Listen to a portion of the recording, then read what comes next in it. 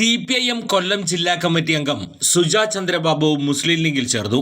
30 വർഷത്തെ CPIM ബന്ധം അവസാനിപ്പിച്ചാണ് Suja party വിട്ടത്. 3 തവണ അഞ്ചൽ പഞ്ചായത്ത് പ്രസിഡന്റായിരുന്നു സുജ. CPIMന്റെ നിലപാടുകളിൽ പ്രതിഷേധിച്ചാണ് പാർട്ടി വിടുന്നതെന്ന് സുജ പ്രതികരിച്ചത്.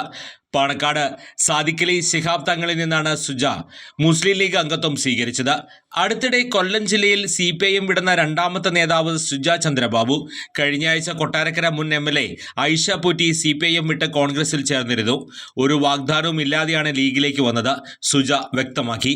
ലീഗ് എല്ലാവരെയും ഒരുപോലെ കൊണ്ടുപോകുന്ന പ്രസ്ഥാനം. ഐഷ പൂറ്റി പറഞ്ഞ കാര്യങ്ങളിൽ അതേ നിലപാടാണുള്ളതെന്നും അവർ വ്യക്തമാക്കി. തെക്കൻ കേരളത്തിൽ ഒരു പുതിയ പ്രതിഭാസം ഉണ്ടാകുന്നു. തദ്ദേശ തെരഞ്ഞെടുപ്പിന് ശേഷമാണത്. പല പാർട്ടികളിൽ നിന്നും ആളുകൾ ലീഗിലേക്ക് വരുന്നുവെന്ന് സാദിഖ് അലി ശിഹാബ് തങ്ങൾ പറഞ്ഞു. തെക്കൻ കേരളത്തിൽ കൂടുതൽ സീറ്റുകൾ മുന്നണിയിൽ ചർച്ച ചെയ്ത് തീരുമാനിക്കും. ലീഗല്ലാതെ ആരുമായും സഹകരിക്കുമെന്ന വെള്ളാപ്പള്ളിയുടെ പ്രസ്താവനയ്ക്ക് മറുപടിയില്ല. അത് കാര്യമാക്കുന്നില്ല.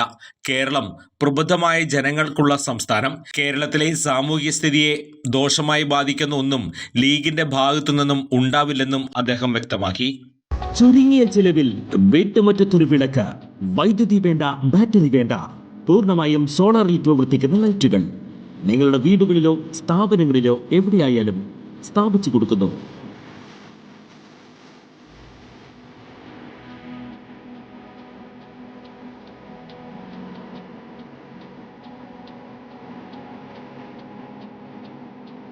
ഹാർഡോൾ സോളാർ ലൈറ്റ്സ്.